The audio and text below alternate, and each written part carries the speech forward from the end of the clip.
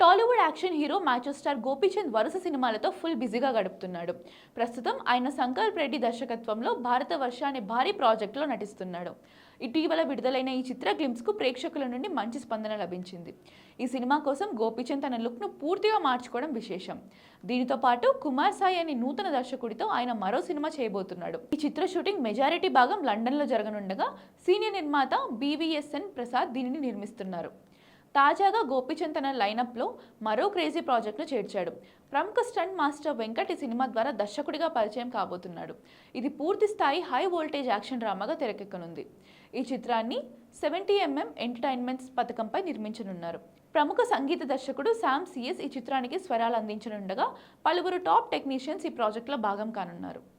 ఈ కొత్త సినిమా ప్రారంభోత్సవం మే 3వ తేదీన హైదరాబాద్లోని రామానాయుడు స్టూడియోస్లో ఘనంగా జరగనుంది.